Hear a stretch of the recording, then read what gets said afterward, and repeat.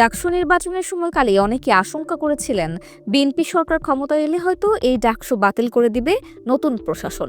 অন্যদিকে ছাত্রদল প্যানেলের ভিপি প্রার্থী আবিদুল ইসলাম খানও এই ডাকসু নির্বাচন নিয়ে ব্যাপক অভিযোগ দিয়েছিলেন।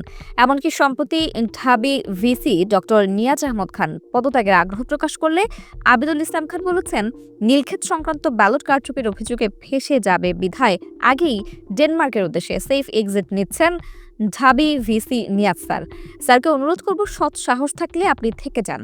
যার ফলে অনেকেই আশঙ্কা করছেন ঢাবি ভিসি নিয়াজ আহমদ চলে গেলে ডাকসু নির্বাচন বাতিলের দাবি তুলতে পারে ছাত্রদল। অন্যদিকে অনেকেই বলছেন, ব্যালট পেপার ছাপানোর সাব কন্ট্রাক্ট নীলক্ষেতে দেওয়ার মতো সামান্য একটা বিষয়কে এত বড় বানানোর কিছু নেই। এদিকে ডাকসুর দুই আলোচিত সদস্য জুবায়ের এবং মোসাদ্দেক অভিযোগ দিয়েছে তারা ক্রমাগত ছাত্রদলের থেকে হুমকি পাচ্ছেন।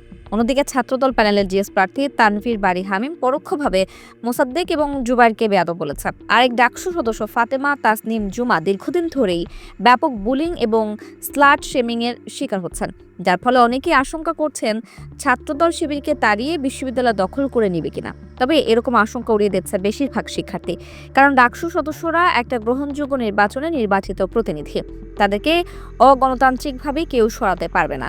এমনকি ছাত্রদলের সবচেয়ে বড় অভিভাবক তারেক রহমানও ডাকসু নির্বাচন মেনে নিয়ে সবাইকে অভিনন্দন জানিয়েছিলেন।